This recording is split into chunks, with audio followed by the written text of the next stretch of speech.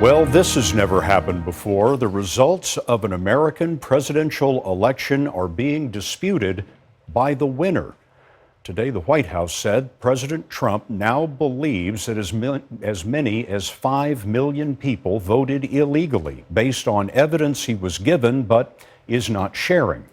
To be clear, Mr. Trump believes that he did win the electoral vote and the presidency, but he questions how Hillary Clinton could have gotten a nearly 3 million vote lead in the popular vote count.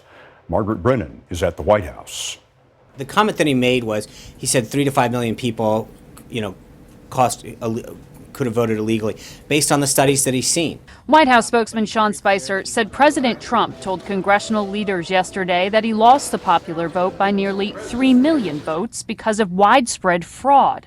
He did win the Electoral College. He's very comfortable with his win, but I think... It should trouble him if he's bringing it up. I think he was having a discussion with some folks and mentioned something in passing, which has been a long-standing belief that he's maintained. But I think it's worth clarifying whether illegal ballots or illegal immigrants... And I think there's been studies. There was one that came out of Pew in 2008 that showed 14% of people who have voted were non-citizens. There's other studies that have been presented to him. It's a belief he maintains. Spicer appears to be citing a disputed study of previous elections and did not present any evidence of fraud in the 2016 election. The association that represents state election officials told CBS News it is, quote, not aware of any evidence that supports the voter fraud claims made by President Trump.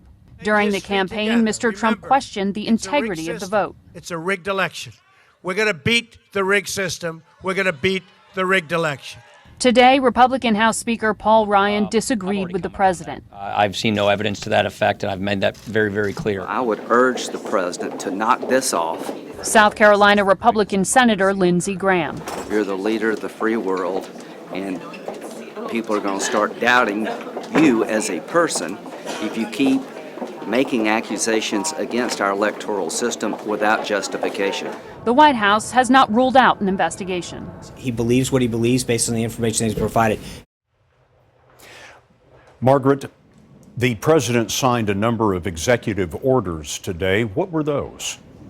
Well, Scott, the president cleared the way for two controversial oil projects, the Keystone and the Dakota pipelines. The first would build a pipeline to carry Canadian oil to the U.S., and it was halted by the Obama administration due to environmental concerns. The other would build a pipeline under a reservoir in North Dakota that also is used as a water source for one of the local Native American tribes. Today, the president said he'd consider building both of them to help the energy industry and to create jobs. And he also asked for a plan that would require the pipes to be built using mainly American-made steel. And Mr. Trump met with the CEOs of the big three automakers today. He did, and that's interesting, Scott, because the president has even used Twitter in the past to shame auto leaders for building plants outside the United States. But today he told those same auto executives that he's going to ease regulations and possibly lower their taxes significantly, he said, to encourage them to build more plants here and to hire more workers in the U.S. Margaret Brennan, thanks.